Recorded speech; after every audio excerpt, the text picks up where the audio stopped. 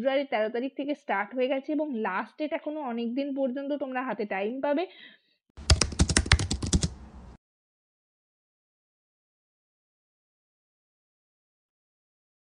Hello friends, welcome back to my channel journey of an arts. তো বন্ধুরা, তোমরা সবাই কেমন আছো? আশা করি সবাই খুব ভালো আছো আর আমিও ভালো আছি।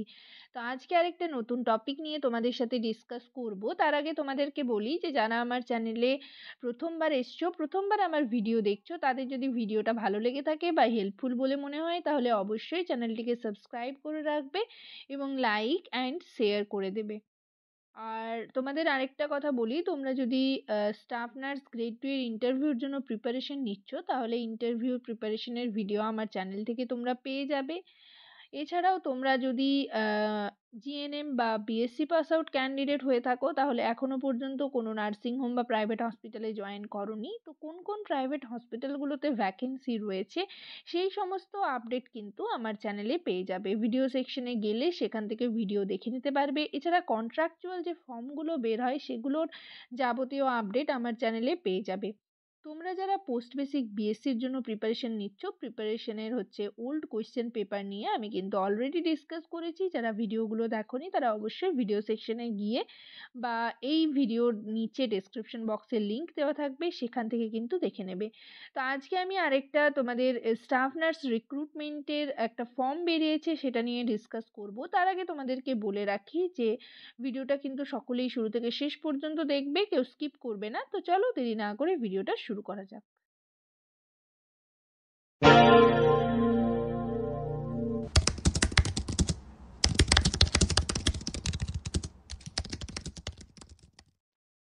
তো তোমাদের আমি আজকে পিডিএফটা নিয়ে চলে এসেছি, এটা নিয়ে ডিটেলে তোমাদের সাথে ডিসকাস করব। তোমরা ফর্মটা কিভাবে ফিল আপ করবে, এটা একটা ডিএসএসবির তরফ থেকে তোমাদের একটা ফর্ম মানে নোটিশ পাবলিশড হয়েছে Delhi subordinate services selection board থেকে, বোর্ডের আন্ডারে।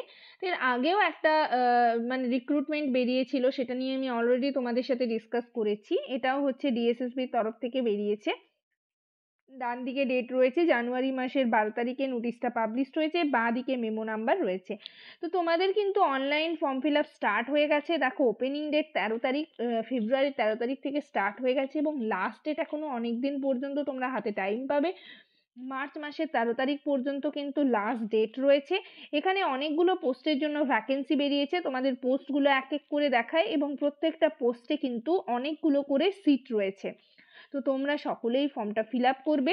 দেখো প্রথম পোস্ট রয়েছে 1 নম্বরে ফার্মাসিস্ট, 2 নম্বরে রয়েছে নার্সিং অফিসার, 3 নম্বরে রয়েছে রিসোর্স সেন্টার কোঅর্ডিনেটর, তারপর হচ্ছে 4 নম্বরে দেখো এওয়াইএ, তারপর হচ্ছে 5 নম্বরে হচ্ছে কুক মেল অ্যান্ড ফিমেল, 7 নম্বরে ট্রান্সলেটর, 8 নম্বরে হচ্ছে সেকশন অফিসার এইচআর। ঠিক আছে, তো তোমাদের আমাদের মানে যেটা প্রয়োজন সেটা হচ্ছে নার্সিং অফিসার অর্থাৎ স্টাফ নার্সের জন্য কিন্তু অনেকগুলো ভ্যাকেন্সি রয়েছে। টোটাল ভ্যাকেন্সি দেখো 1507টা রয়েছে। এবার আমি তোমাদের বলি, দেখো কোন কাস্টের জন্য কতগুলো ভ্যাকেন্সি রয়েছে তোমরা এখানে দেখে নিতে পারবে। টোটাল এখানে কিন্তু 1507টা ভ্যাকেন্সি রয়েছে। এরপর তোমাদের আমি দেখিয়ে দিই এডুকেশনাল কোয়ালিফিকেশন কি চাই। দেখো যারা বিএসসি নার্সিং কমপ্লিট করেছো, কোর্স কমপ্লিট করেছো, তারা এই ক্ষেত্রে ফর্মটা ফিল আপ করতে পারবে। পোস্ট বেসিক যারা করেছো তারাও ফিল আপ করতে পারবে। শুধু হচ্ছে নার্স মানে যারা তোমরা যারা বিএসসি পাস আউট রয়েছো তাদের হচ্ছে রেজিস্ট্রেশন সার্টিফিকেট চাই এবং পোস্ট বেসিক বিএসসি যারা করছো তাদের রেজিস্টার্ড অ্যাজ এ নার্স আর নার্স মিডওয়াইফ হিসাবে তোমাদের কিন্তু নার্সিং কাউন্সিলের সার্টিফিকেট চাই। আর যারা হচ্ছে জিএনএম পাস আউট ক্যান্ডিডেট রয়েছে তারাও এই ফর্মটা ফিল আপ করতে পারবে, কিন্তু তোমাদের এক্ষেত্রে রেজিস্ট্রেশন চাই এবং তার সাথে 1 ইয়ার এক্সপিরিয়েন্স চাই মিনিমাম 50 বেডেড হসপিটালে। ঠিক আছে, তো তোমরা যারা জিএনএম ক্যান্ডিডেট রয়েছো তাদের কিন্তু যারা 1 বছরের এক্সপিরিয়েন্স রয়েছে তারা এই ক্ষেত্রে অ্যাপ্লাই করতে পারবে। এরপর দেখো তোমাদের পে স্কেলটা এখানে দেখিয়ে দিই। পে স্কেল দেখো 7th pay level, group B, non gazetted, non ministerial. এক্ষেত্রে তোমাদের স্যালারি রয়েছে দেখো 44,900 থেকে। তোমাদের এখানে স্যালারি স্টার্ট হচ্ছে 44,900 থেকে। পে স্কেল তোমাদেরকে দেখিয়ে দিলাম। ঠিক আছে, নেক্সট পোস্ট যেটা রয়েছে সেটা আমাদের প্রয়োজন নেই, আমাদের যেটা দরকার ছিল সেটা হচ্ছে স্টাফ নার্স। তো তোমাদের দেখিয়ে দিলাম, তোমরা অনলাইনে ফর্মটা ফিল আপ করতে পারবে। এরপর আমি তোমাদের দেখিয়ে দিচ্ছি যে তোমাদের ফিজ কত লাগবে এবং তোমাদের ডকুমেন্টস যা যা লাগে সেই সমস্ত ডকুমেন্টস তোমাদের আগেই বলেছি।